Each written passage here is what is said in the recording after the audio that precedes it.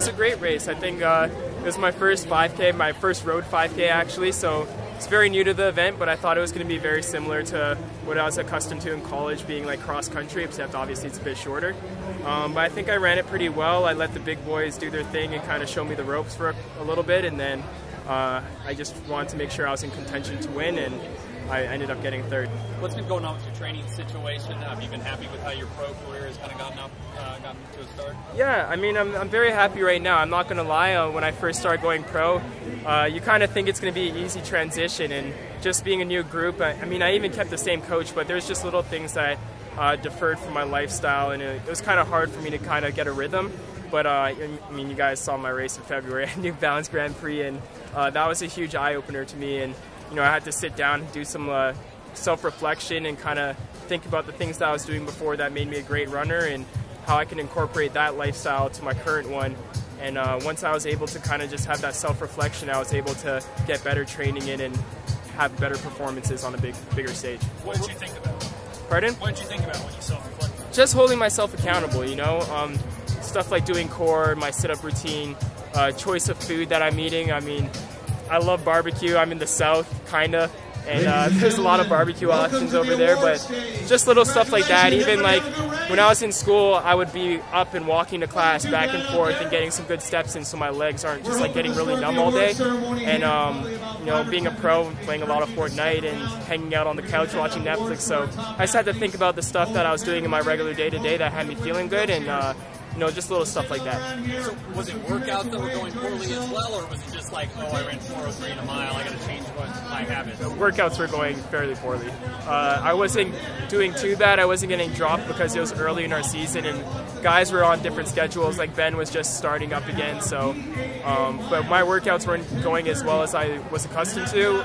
Breathing for me was hard. Like I could tell that I was a bit heavier than I was before, so just little stuff like that. I knew I wasn't in shape, but I still want to run Boston, and I'm really thankful for that, because that really opened my eyes to, you know, I don't want to be that type of athlete. I'm not used to getting dead last in a race, so it really opened my eyes, and I was able to just get some better training after that. You were upset you couldn't outtake the old man, Ben? Well, not old. Oh, Ben. Yeah, I mean, that was my first time actually meeting Ben, so like I was side by side with him. I've heard so much about him, so it's kind of, I mean, I still get starstruck a little bit with some of these guys because they're older than me, and you know, Ben's a very talented runner. I never just think to myself like, oh man, I'm that guy from college. I know FlowTrack posted a video of me like kicking it down Bucknell, but you know, I'm very respected. I respect other people's kicks as well. I know I'm not the best kicker, and I know that everybody else can do what I'm doing, so I tried, and I didn't think I had the wheels that I usually have at this moment, but it was good for me to finish that way. What are the big goals for this summer? Big goals for this summer, obviously I want a PR. You know, I want to get the Olympic standard. That will come with the World Championship standard as well. I want to go to World Championships, have a good showing again, make it to the final, and then hopefully get on a podium. That's the stuff I'll be training for. Like, you guys know me, you guys have interviewed me a bunch of times, and I'm always aiming to win, so that's what I'll be training for. And if I do it or not, we'll see, but that's what I'll be training for. Do you think that's realistic, though? I mean, look at some of the guys last year ran like 12:40s, this Kajelcha running 3:47. Oh, do you think it's realistic to aim for a win in a World Championship? I mean, whether it's realistic or not, I'm not going to say it is, because I like to set unrealistic goals for myself. If I set goals that are realistic, 9 times out of 10, the race is not perfect. So there's going to be some sort of condition that makes me a little bit uncomfortable, and chances are I might be like 2 or 3 seconds behind from the goal I set for myself.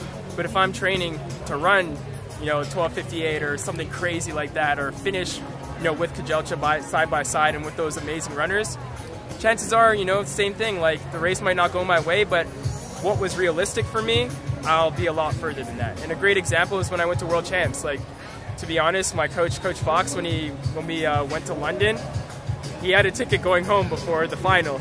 And, you know, it wasn't disrespecting me or anything, but that was realistic at the time. A little bit, but, you know, I didn't take it to heart. And then, you know, once I made the final, he was super happy and everything. But, you know, when I was in that semifinal, I wasn't aiming to get 9th or something. I knew what I had to do to qualify, and I wanted to win, and, you know, I tried finishing the race with those guys, and it worked to my benefit. So, yeah. Have you mapped out the rest of your I haven't yet. I think we're just trying to see where I'm at. I'll be at Peyton Jordan in 2 weeks, or whenever it is, 3 weeks, in the 5K. And then we'll kind of go from there. I know Ray sent me a couple of ideas and stuff, and sit down with Coach Fox and see what's realistic and what I want to do and what I want to accomplish for myself, and we'll kind of just start planning from there. Any Diamond Leagues? I hope so. I hope so. I mean, I know Diamond Leagues, I know they're tricky to get into. They kind of, you know, people with status and people that have proven that they're fast enough to be there. So, you know, as long as they're willing to have me, I'll be there. So that'd be great.